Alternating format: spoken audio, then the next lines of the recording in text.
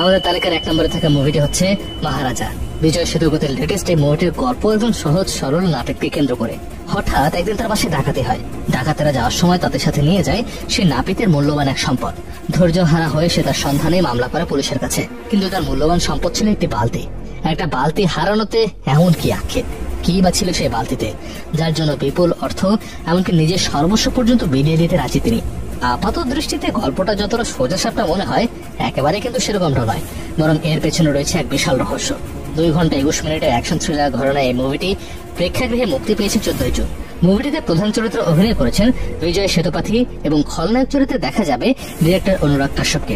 একজন ডিরেক্টর থেকে এতটা অসাধারণ অভিনয় হয়তো কেউ এক্সপেক্ট করেনি। তাছাড়া মুভির cinematography, camera angle, light work, sound track সবকিছুই ছিল একেবারে টপ নচ। এর মধ্যে ওটিটিতে রিলিজও পেয়েছে মুভিটি।